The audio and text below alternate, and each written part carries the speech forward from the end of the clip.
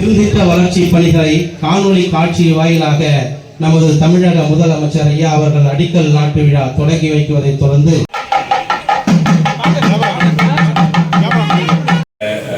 வாழ்த்துக்களை தெரிவித்துக் கொள்கிறேன். மேலும் இந்த பெருந்திட்ட வளாகம் நம்ம சிறுவாபுரி முருகன் கோவில் அப்படிங்கிறது உங்க அனைவருக்கும் தெரியும். கடந்த 4-5 வருடங்களாவே மிக மிக அதிகமான பக்தர்களை ஈர்த்து வருகின்ற திருக்கோயில்.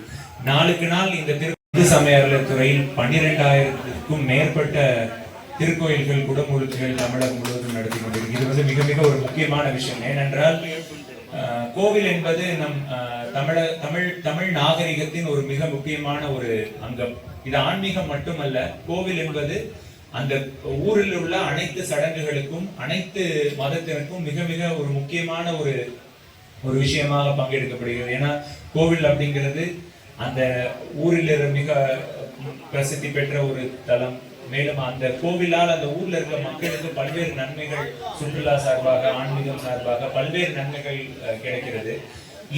அதே மாதிரி இந்து சமய அறநிலையத்துறை முன் எப்போதும் இல்லாத அளவிற்கு மிக பல வளர்ச்சி தலைமையில் நடத்தி கொண்டிருக்கும் நம் இந்து சமய அறநிலையத்துறையின் இணை ஆணையர் அவர்களே, துணை ஆணையர் உள்ளிட்ட அனைத்து இந்து சமய அறநிலையத்துறை அதிகாரிகளே, தலைமையில் நடத்தி கொண்டிருக்கும் நம் இந்து சமய அறநிலையத்துறையின் இணை ஆணையர் அவர்களே, துணை ஆணையர் உள்ளிட்ட அனைத்து இந்து சமய அறநிலையத்துறை அதிகாரிகளே, நேரத்தில் அண்ணன் ரமேஷ் அவர்களை மாவட்ட செயலர் நியமித்திருக்கிறார்.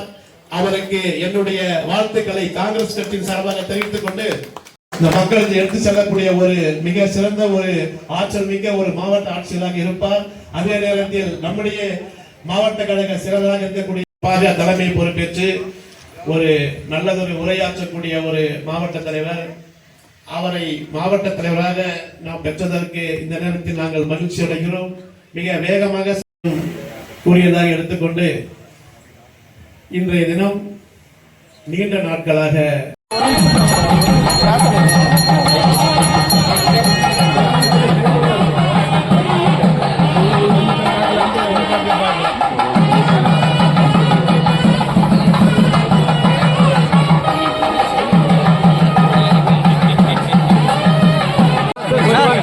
அந்த சைடு போங்க சார். சார்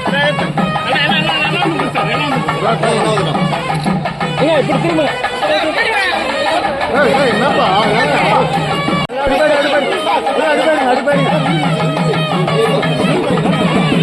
சார் கை நீட்டாதீங்க sir. Sir sir sir sir